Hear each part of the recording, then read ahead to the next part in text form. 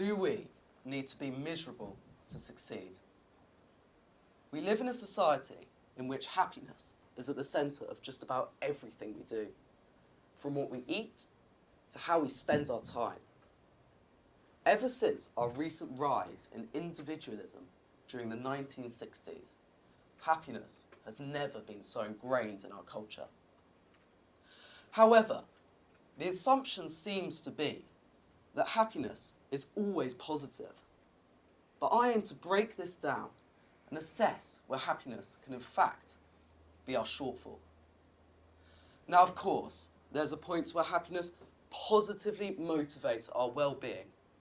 But equally, there's a point where it can negatively impact our well-being and our overall chance of success as well. In order to approach this issue, we must first establish how we define happiness. Every person in here will have a very different approach as to how they describe what happiness means to them. But in a study conducted by Mark Seislick, he concludes that these descriptions tend to fall into one of two categories.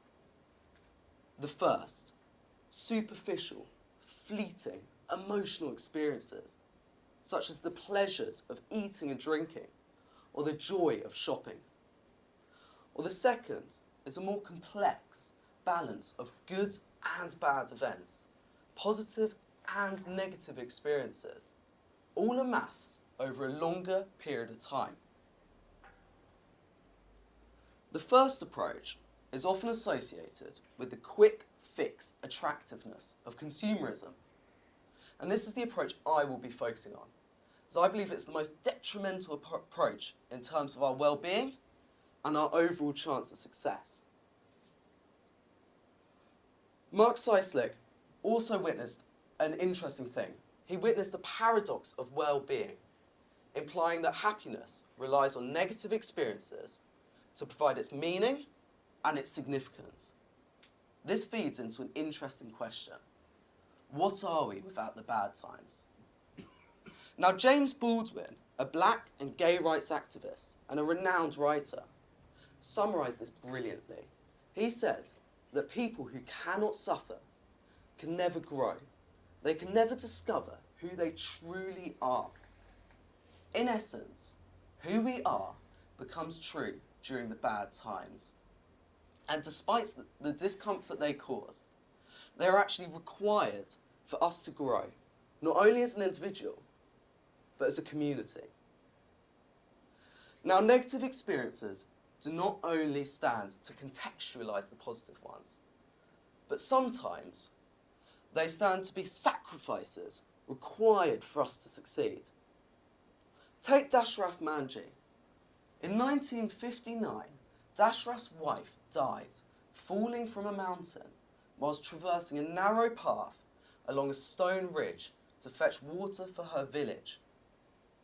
Rather than mourning her loss and making decisions based on his own comforts and needs, Dashraf went on to sacrifice 22 years of his life into carving a path out of the mountain of which she fell from, to ensure that no one from her village ever died traversing that route again.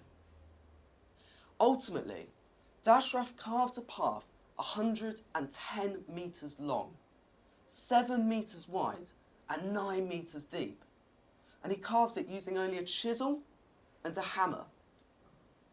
But Dashraf did not only carve a path, he also carved himself out a legacy that would outlast him for years to come.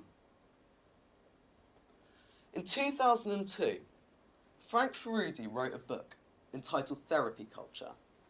And personally, I don't condone the bashing of therapy. It's a tool used by millions of people, and it's extremely helpful. But he does make an interesting point. He says that as a society, we have become obsessed with gratification, and we seek to maximise positive experiences and minimise negative ones. Perhaps this is why alcohol, a depressant, is so ingrained in our culture. Perhaps, as Furedi says, we have developed an inward-facing sensibility about everyday events that we see as psychological risks, making us avoid these events altogether out of the fabricated risks they pose. Risks so great that we rely on alcoholism to avoid them. So, do we need to be miserable to succeed? Must we sacrifice the good times for the bad ones? Favour negative experiences over positive ones? Well, no. But just as we mustn't sacrifice our good times, neither must we the bad ones. For the bad times enabled Dashrath to carve his path. But the good ones, the good times he had with his wife, the positive experiences, gave him the motivation to do so. So my message to you is find your balance. When you do reach a bad time, savour it. And remember the good times, because they will come. And when they come, they'll feel that much better. Thank you.